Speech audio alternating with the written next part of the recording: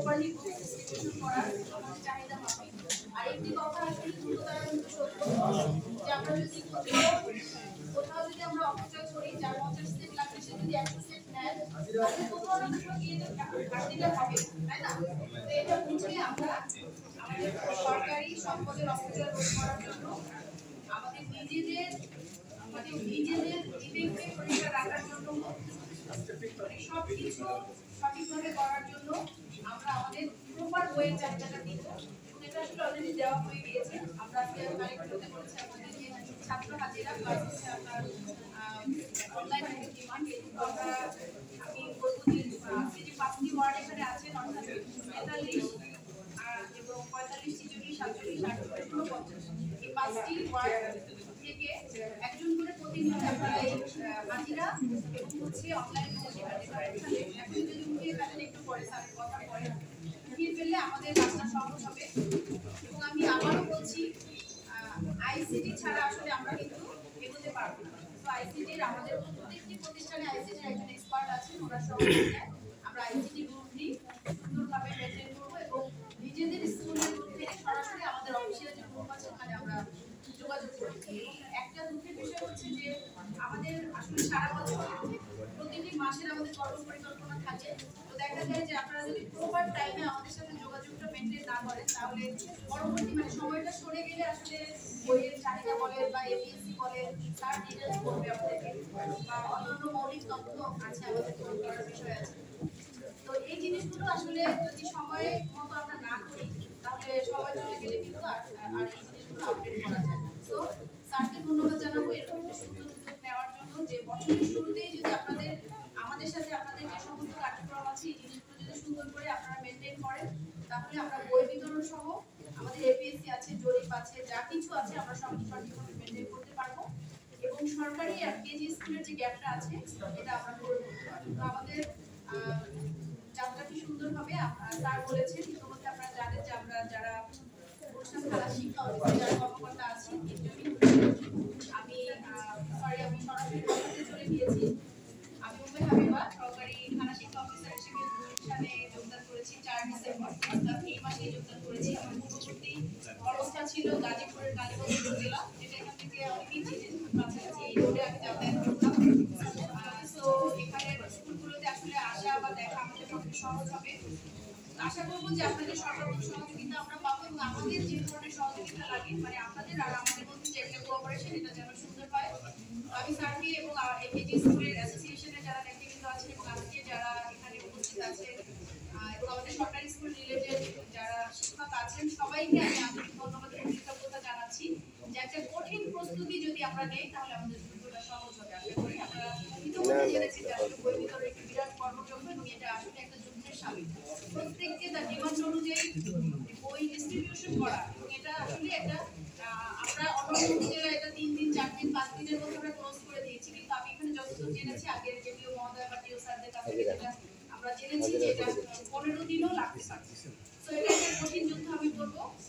তো আমরা যুদ্ধটাকে সহজ করতে চাচ্ছি এবং ওভারঅল সমস্ত কার্যক্রম যেহেতু আমরা একই আমাদের লক্ষ্য একটা প্রাথমিক যে শিক্ষা আছে এটাকে মানসম্মত করা। তো আমাদের আসলে মেইন লক্ষ্য যেহেতু এক, আমরা একই সাথে কাজ করছি এবং আমরা একটা পরিবার, গুলশান থানা শিক্ষা পরিবার আমরা। তো আশা করি আমাদের এই যাত্রা সহজ এবং সুন্দর হবে। সবাইকে আবার ধন্যবাদ জানিয়ে এবং স্যারকে এরকম একটা সমন্বয় সভার আয়োজন যে স্যার করেছেন এজন্য স্যারকে আবারও ধন্যবাদ জানিয়ে এখানে যারা উপস্থিত আছেন তাদেরকে ধন্যবাদ জানিয়ে আমি আমার সম্পূর্ণ শেষ করছি।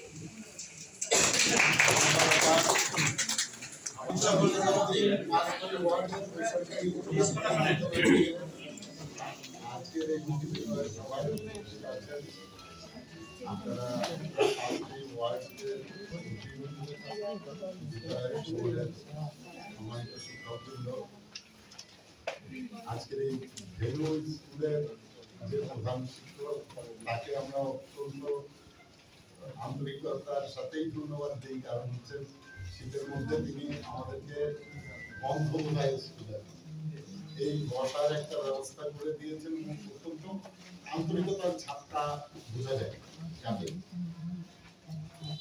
আর কিন্ডারগার্টেন অ্যাসোসিয়েশনের সভাপতি সম্পাদক মহোদয়, আমার দুটো প্রাথমিক বিদ্যালয়, সরকারি প্রাথমিক বিদ্যালয় শিক্ষক দক্ষিণখান এবং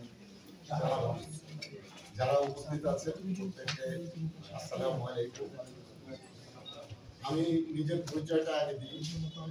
অনেকের সাথে হয়তো আমার দেখা হয়েছে, আবার সবার সাথে দেখা হয় না।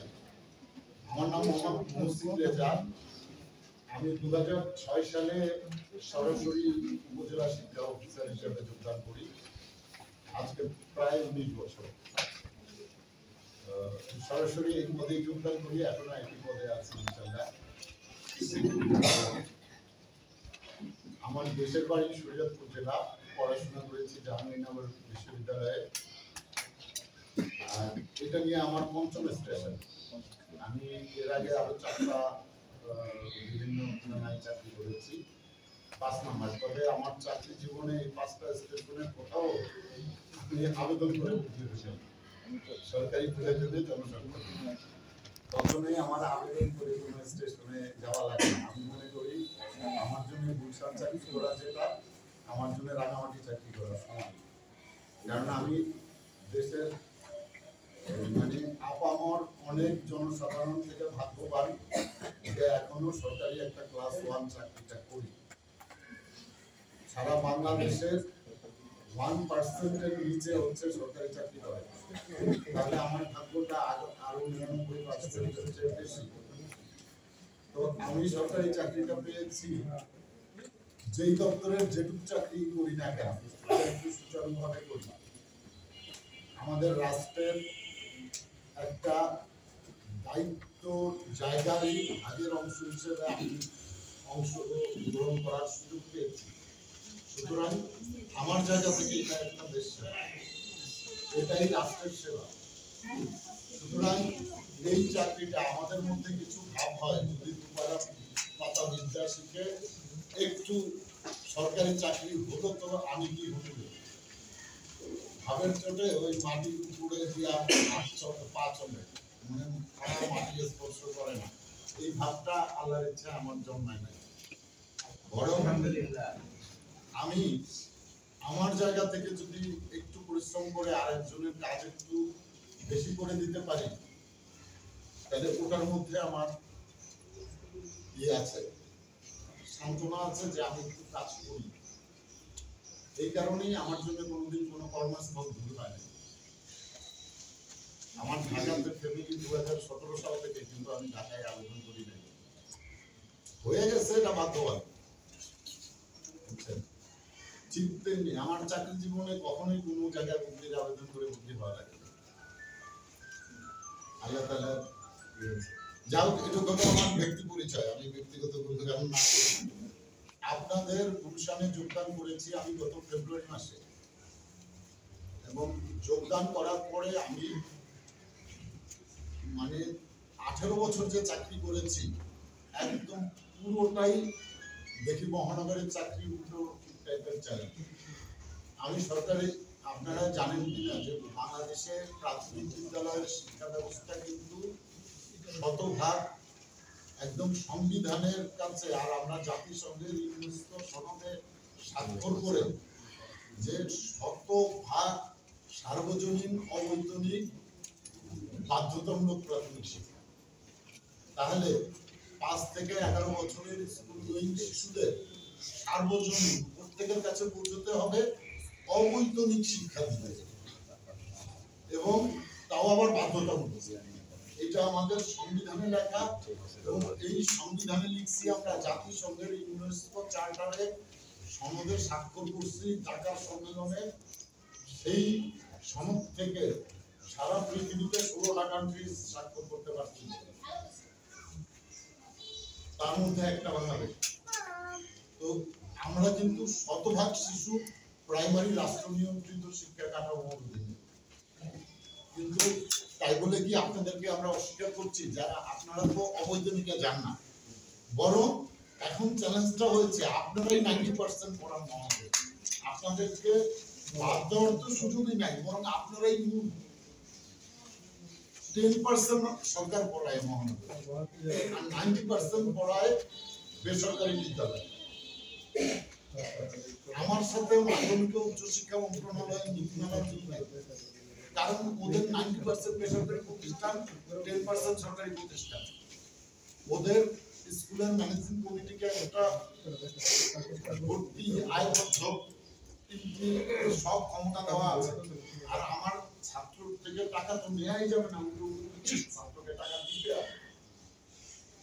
ওদের চিন্তা ভাবনার সাথে আমার চিন্তা ভাবনা মিল নাই। আবার আমারটা কিন্তু সংবিধানে বাধ্যতামূলক লেখা, সার্বজনীন লেখা, অবৈতনিক লেখা। ওদেরটাই নাই, মাধ্যমিকে এটা নাই। বুঝতে পারছেন? সুতরাং মাধ্যমিকে আপনি করতে পারবেন, বেতন করতে পারবেন, প্রশংসা করতে পারবেন, পারলে আরো অনেক কিছু পারবেন। প্রাইমারিতে পারে না, প্রাইমারিতে কিন্তু দিতে হয়। এখন আমরা যারা বেসরকারি স্কুল করি, স্কুলের সাথে হাই স্কুল রাখে, হাই স্কুলের সাথে কলেজও রাখে অনেকে, আবার কি রাখে।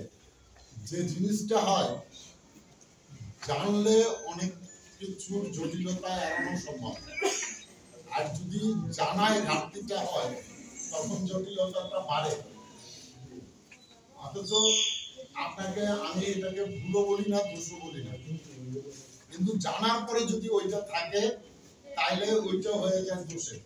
আমরা যারা বিদ্যালয় নিয়ে কাজ করি, আমরা কিন্তু চিন্তা করেন সমাজের সবচেয়ে শিক্ষিত অংশ নিয়ে কাজ করি। বুঝতে পারছেন? যে লোক ঠিকাদার